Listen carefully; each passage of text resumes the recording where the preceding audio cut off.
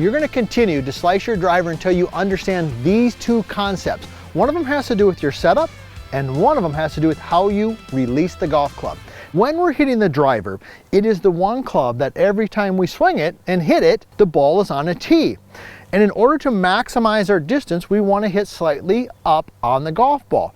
But when we start to hit up on the golf ball, the club, and my main man Nick's behind the camera here, when we start to hit up on the golf ball, the golf club starts to travel in an inward motion. Now, why is that important to understand? Well, when the club starts to travel in and up, we've got to make sure that the club face is square to slightly closed at impact to help offset that. So here's how you're going to do that. When you set up, what I want you to do is make sure that your feet are square to your target line, and then we're going to make a little bit of an adjustment. So I'm going to aim the club face.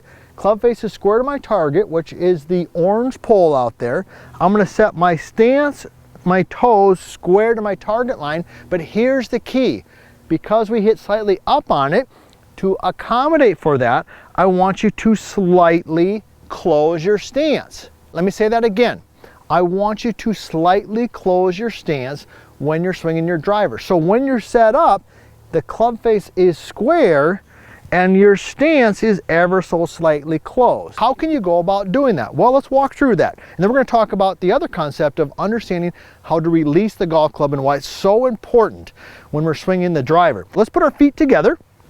Ball goes right here in the center. All right, the first thing you're going to do is aim the club face. Now I got my MaxVert 2 driver, and we've got a little line on the top here, much like you have a line on your putter to help with aim. And I'm going to make sure that that white line is pointed directly at my target. All right, how does that look? Nick, look pretty good?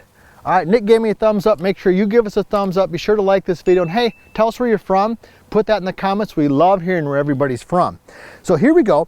Club face at the target. Now what you're going to do is just take a mini step towards the target. We're talking like an inch.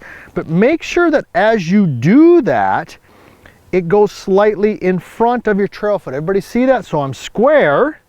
I take a mini step and it goes slightly towards the golf ball, and then I take a bigger step away from the golf ball.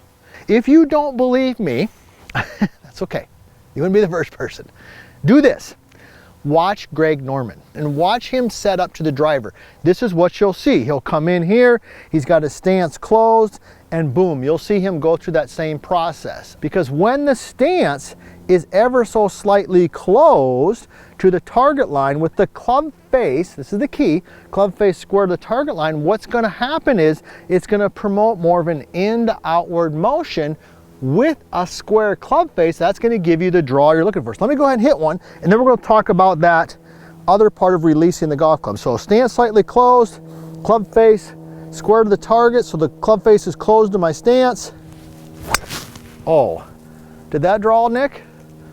That was a high draw, wasn't it? All right, second thing you got to understand is you've got to learn to release the golf club with the driver. The driver has the least amount of loft on it. MaxVert 2, we got 10.5. Some other drivers have less.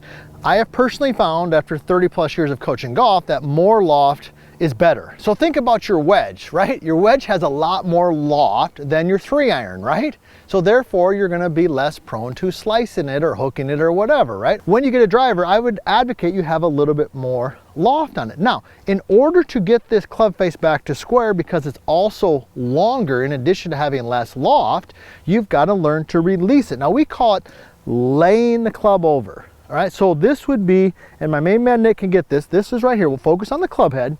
This is laying it over. Everybody see that? Somebody will say, well, isn't that casting? No, no, no. Casting is this. Laying it over is rotating. When I lay it over, when the toe lays over through the release, that helps square the club face and actually can help you pick up a little bit of club head speed. Now, you might be thinking, okay, makes sense. I understand this, Todd. My stance is slightly closed, but my club face is square to the target line. That's gonna help offset some things, and you want me to release the golf club, lay it over. How do I do that? Well, got a golf glove, right? I got a Titleist glove on here today. What you're gonna feel is that the glove, the Titleist in this particular situation, rotates towards the ground. See that? And when I do that, that lays the club over. That helps me release it. Because it has less loft, because it's longer, it requires more release, more laying it over than a wedge does, because a wedge has more loft and is shorter. So let me go ahead and tee one up here. Let's tie some of this stuff together. So here's what we've learned, that I want my stance slightly closed to my target line, but I want my club face square to the target. So the club face to your eye is going to look maybe a little closed the first couple times you do it. And I'm going to feel as I come through that the logo rotates down towards the ground so I can lay it over. Oh man, that was a rocket right there.